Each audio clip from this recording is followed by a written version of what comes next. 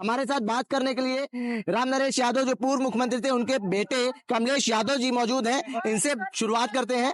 जिस तरीके से राहुल गांधी की लोकप्रियता उत्तर प्रदेश में, जिस तरीके से बात करें, लखनऊ माना जाता है कि भाजपा का गढ़ है, लेकिन जो हुजूम था वो तो कुछ और बयां कर रहा था। राहुल गांधी जी की पद यात्रा और ये जो प्रथम चरण में कंप्लीट हुई जी तो कर्नाटक आ गया जी और पार्लियामेंट का चुनाव 2024 का होने जा रहा है जी।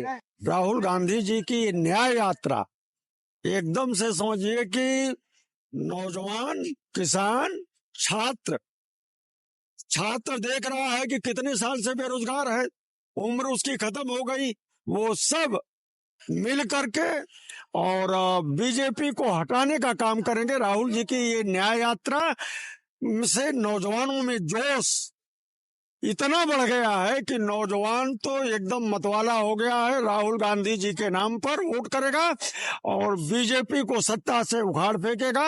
और उत्तर प्रदेश ही नहीं, पूरे देश में राहुल गांधी जी की आंधी चल रही है। आप जाएंगे, किसी भी प्रदेश में जाएं तो देखेंगे कि राहुल जी की ईमानदारी, निष्ठा, जो हुजूम है, ये इस बात का सबूत है कि राहुल के अलावा दूसरा नेता न किसान की बात करेगा, न नौजवान की बात करेगा, न छात्र की बात करेगा। अगर कोई बात करता है, उनकी समस्या का निदान कराने का काम करता है, तो वो एक नेता है, राहुल गांधी। कमलेश यादव जी, एक सवाल बहुत महत्वपूर्ण रहेगा। जिस तरीके से मध्य प्रदेश के मुख्यमंत्री मोहन यादव आजमगढ़ में अपना डेरा डाले हुए हैं, यादव वोट समेटने का प्रयास कर रहे हैं, कैसे देखते हैं इसको आप? हमारा तो गृह जनपद आजमगढ़ है और वहां से चाहे वो आप 1952 से जब से विधानसभा और लोकसभा का गठन हुआ तो समझिए कि वहां बराबर 8, 10, 12 आजमगढ़ में 14 सीटें होती थी और मऊ अलग हो जाने के बाद से 10 आजमगढ़ है असेंबली और 4 मऊ में। लेकिन आप ये समझ लीजिए कि आज की तारीख में भी 10 सीटें विपक्ष के पास हैं, बीजेपी का कोई खाता नहीं खुला है। और आने वाले समय में आप 52 से उठा करके देख लीजिए, विपक्ष का ही वहां होता रहा एमपी।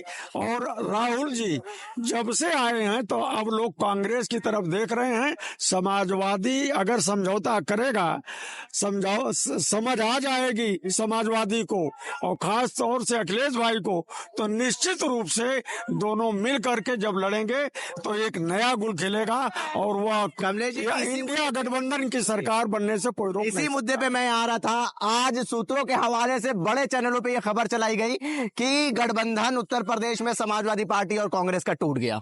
अभी टूटा नहीं है। ये विरोधियों की चाल है, विरोधियों की चाल है। और इंडिया गठबंधन था, है और चुनाव में भी रहेगा और सरकार इंडिया गठबंधन के बनने से कोई रोक नहीं पाएगा। ठीक है, बहुत शुक्रिया। हमारे साथ रोशनी यादव जी भी हैं। रोशनी जी, महिलाओं का जो हुजूम था वो भी साफ नजर आया और महिलाओं की आवाज बनते राहुल गांधी नजर आ रहे हैं। इस बार लोकसभा चुनाव में महिलाओं को क्या कुछ मुद्दे रहने वाले हैं? देखिए, जिस तरह से राहुल गांधी जी की जो लोकप्रियता और भारत जोड़ो न्याय यात्रा में आज लखनऊ में एक ऐतिहासिक यात्रा हुई है और सबसे बड़ी बात यह है कि महिलाएं भी, चूंकि नौजवान, किसान, ये सब तो निकलते ही हैं यात्रा सुनने के लिए, लेकिन आजकल महिलाएं भी, हम एक भाई के नाते या हमारे देश के एक युवा नेता के नाते, एक जागरूक नेता के नाते जो किसान, गरीब, नौजवानों की लड़ाई लड़ रहा है, महिलाओं के सम्मान की, नारी न्याय की बात कर रहा है, तो एक विश्वास उन पर बढ़ रहा है। और जिस तरीके से मुझे लगता है ये सरकार के लिए उनके मुंह पर तमाचे लगने जैसी बात है कि हमें राहुल गांधी जी को देख करके ये विश्वास बढ़ता है और सबका विश्वास बढ़ता है कि भले ही वो फेल हुए हों, मैं मानती हूँ कि वो 90% फेल हुए हों जो पिछले चुनाव हुए हैं, लेकिन वो हार मानने वालों में से नहीं है। और तकदीर या देश की तकदीर बदलने वाला वही व्यक्तित्व चुना जाता है और लोग उस व्यक्तित्व पर ही विश्वास करते हैं जो कभी संघर्ष के रास्ते से भटके ना और लगातार संघर्ष करते रहे। तो आज इस पूरे देश की महिलाओं को, नौजवानों को, किसान, गरीब को, सबको विश्वास हो गया है कि राहुल गांधी ही हमारे देश के एक अच्छे प्रधानमंत्री के रूप में एक अच्छा नेता बनेंगे और मजबूती के साथ। आपने ऐलान कर दिया कि प्रधानमंत्री का चेहरा राहुल गांधी है। मुझे लगता है ये लोगों का विश्वास है, हाँ। क्योंकि जिस तरीके से उन्होंने पैदल चल के एक सत्ता में बैठे हैं राजा बनकर,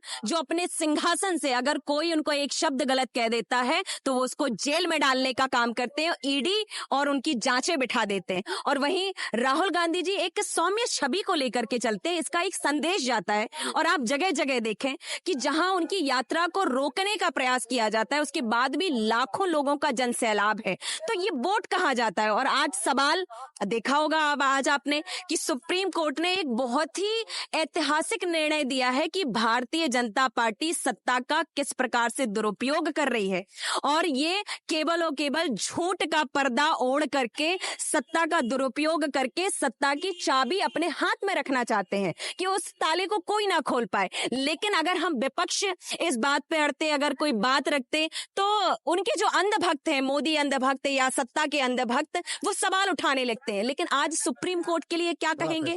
चंडीगढ़ में चुनाव हुआ, किस तरीके से धांधली की, तो ये मैं सोशल मीडिया, मेरे मीडिया के भाइयों से भी मैं कहती हूँ, भाई बंधुओं से भी, कि आप सबको भी सच्चाई के साथ चलना चाहिए, क्योंकि आज सरकार का, भारतीय जनता पार्टी का चेहरा उजागर हो गया। इनको शर्म करनी चाहिए। और मुझे तो ये कहना चाहिए कि जब सुप्रीम कोर्ट ने कह दिया कि लोकतंत्र की हत्या हो रही, तो इनको चुल्लू भर पानी में डूब मर जाना चाहिए। क्योंकि आप आंखों देखे, अगर ये जस्टिस चंद्रचूड़ जी अगर अनिल मसीहा को कोर्ट में नहीं बुलाते और इस पे अगर चूंकि इस पूरी सच्चाई को सामने नहीं लाते, जबकि उन्होंने स्वीकारा कि 8 मतपत्रों को मैंने अस्वीकार किया है जानबूझ करके, तो सवाल ये खड़ा होता है कि चुनाव आयोग के जो ऑफिसर हैं उनको शाबाशी देने वाला कौन है?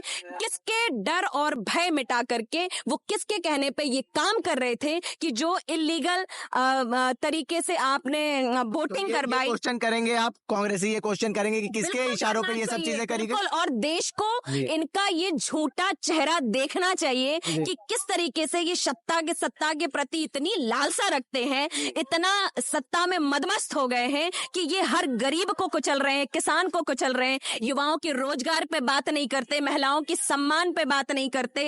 ये करना क्या चाहते? महिला क्या चाहती है कि मेरे घर को चलाने के लिए मेरे पास गैस सिलेंडर जो है उसकी आमदनी 500 रुपए में मेरा सिलेंडर भर जाए, कम से कम में भर जाए, तो मैं अच्छे से अपना घर गृहस्थी चला लूं। मेरे युवा साथियों को क्या चाहिए कि उनकी मोटरसाइकिल भी चल रही है। आजकल पेट्रोल पंप जो है इन्होंने लूट के अड्डे बना दिए हैं। और युवा जिन्होंने वादा किया था, ये 50-50 लाख के मंच पर खड़े होकर चीख कर चिल्ला के कहते हैं मैं युवाओं को रोजगार दूंगा। 2 करोड़ युवाओं को रोजगार देने के वादे के साथ ये सत्ता में आए थे, लेकिन कहाँ है वो 2 करोड़ रोजगार? और आज ये खुद धोखाधड़ी के मामले में, और इनके पास कितना चंदा इकट्ठा होता है, आपको याद होगा, वो याद करना कांग्रेस का समय। और मुझे लगता है कि मीडिया के लोगों को ये बात रखनी चाहिए कि आज यहाँ पे राहुल गांधी जी भी सभा कर रहे हैं तो 50 लाखों का मंच नहीं लगा, लेकिन भारतीय जनता पार्टी इस बात का हिसाब दे कि ये इतनी बड़ी बड़ी जो सभाएं करते हैं और प्रचार प्रसार में लाखों करोड़ों हजार करोड़ रुपए खर्च करते हैं, ये इनके पास आता कहां से? ये जनता की जेब से लूट करके केवल और केवल अपनी सत्ता की चमक की छाप छोड़ रहे हैं। और किसान मेरा खेत में मर रहा है तड़प तड़प के, ना तो उनका एमएसपी का भाव दिया जा रहा है, और ये हर जगह चिल्ला कर कहते हैं मोदी की गारंटी, मोदी की गारंटी, मोदी की गारंटी। तो भाई वो गारंटी आप कहते क्यों है जब आप किसी को गारंटी नहीं दे पा रहे हैं? तो ये सबसे बड़ा झूठ है। और मुझे लगता है आज जो सुप्रीम कोर्ट ने निर्णय, ऐतिहासिक निर्णय करके इनको जो जवाब दिया है, तो ये सवाल खड़ा होता है जो आगामी अभी चुनाव हुए हैं मध्य प्रदेश, छत्तीसगढ़ और राजस्थान पर भी, कि इन्होंने जरूर, ये संदेश जाता है कि इन्होंने धांधली की है। क्योंकि मध्य प्रदेश का चुनाव मैंने खुद देखा है, बैलेट पेपर में हमारी जीत हुई, लेकिन अन्य तरीके से हमारी हार हुई, वोटिंग परसेंटेज हमारा ज्यादा है। तो कहीं ना कहीं ये सवाल खड़ा होता है इस बात से। और मुझे लगता है कि हम सबको इस सच्चाई के साथ खड़ा होना चाहिए, कांग्रेस पार्टी के साथ खड़ा होना चाहिए। और आज पूरा देश का युवा, महिला, किसान पूरी सच्चाई के साथ राहुल गांधी जी के साथ खड़े हैं।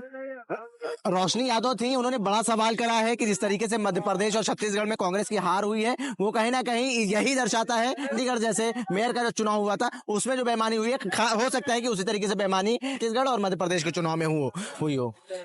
देखिए साफ तौर पे ये सवाल रहेगा एमएसपी का मुद्दा उठाया, बेरोजगारी का मुद्दा उठाया, पेपर लीक का मुद्दा उठाया। इन मुद्दों के साथ कहीं ना कहीं ये बड़ा एक ज्वलनशील मुद्दा है उत्तर प्रदेश के युवाओं के लिए।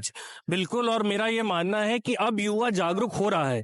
ऐसा नहीं है कि वो समय चला गया है जब लोग कह रहे थे मोदी लहर है, मोदी लहर है, मोदी लहर है। ये लहर केवल मीडिया में दिख रही है, ऐसा है नहीं। और अब आप देखिएगा जिस हिसाब से राहुल गांधी की लोकप्रियता बढ़ रही है, जिस हिसाब से लोग जागरूक हो रहे हैं, मुझे लग रहा है ये सारे मुद्दे आदमी के दिमाग में रहेंगे और इस तरीके से हम कांग्रेस पार्टी फिर से सत्ता में आएगी।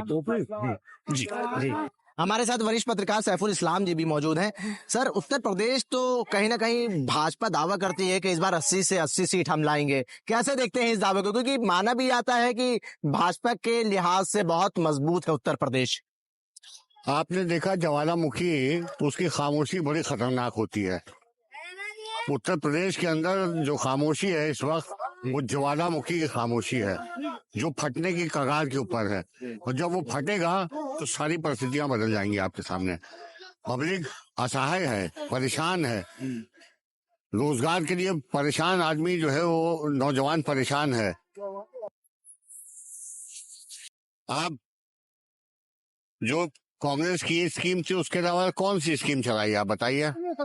आप नई स्कीम बताइए आपने जो चलाई हूँ। आपने कोई नई स्कीम नहीं चलाई, कोई नए प्रोजेक्ट नहीं लगाए, कोई नया डेवलपमेंट ऐसा तो हम लोग को दिखाई नहीं दे रहा जो हमने कांग्रेस के दौर में देखे थे। वो कहीं काम होते हुए नहीं दिखाई दे रहे हैं। वो फैक्ट्रियां कहाँ लग रही हैं, हमको बताइए, कहाँ लग रही हैं फैक्ट्री।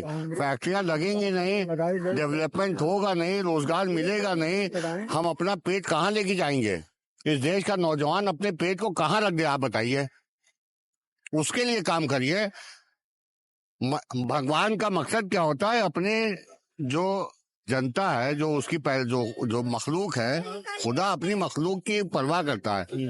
तो मखलूक की परवाह कैसे होगी?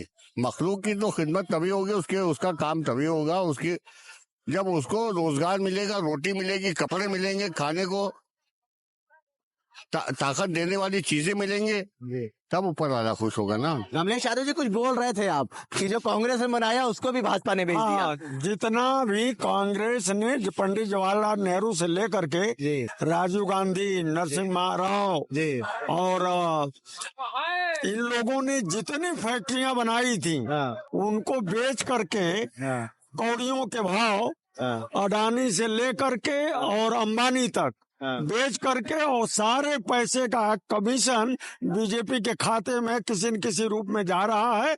और ये बताओ मोदी जी कि कौन सी फैक्ट्री नई इन्होंने लगाई है जो जनता के काम में आएगी आगे। ये इनको ये बताना चाहिए कि हमने ये फैक्ट्री लगाई है। किसी भी प्रदेश में कोई भी कल कारखाना जो चल रहे थे, सबको बेचने का ही काम मोदी सरकार ने किया। बहुत बहुत शुक्रिया आप सभी का, धन्यवाद आप सभी को। देखिए, और जन संदेश टाइम को विशेष रूप से बहुत शुक्रिया। देखिए, तमाम जो कांग्रेसी थे आज वो राहुल गांधी के साथ कदम से कदम मिला के चलते हुए लखनऊ में नजर आए। और राहुल गांधी ने जिस तरीके से भाजपा सरकार, चाहे वो केंद्र की भाजपा सरकार हो, चाहे प्रदेश की भाजपा सरकार हो, उसके ऊपर हमला बोला है, वो अटैकिंग मोड में नजर आए। उन्होंने सवाल उठाया एमएसपी का, उन्होंने सवाल उठाया पेपर लीक का, उन्होंने बेरोजगारी का सवाल उठाया, उन्होंने जिस तरीके से आरक्षण घोटाला हुआ है उसका भी सवाल उठाया। और इन सब मुद्दों पे वो भाजपा को घेरते हुए नजर आए। जन संदेश टाइम्स के लिए कैमरा पर्सन निशान खान के साथ आकिब मिराज खान, लखनऊ।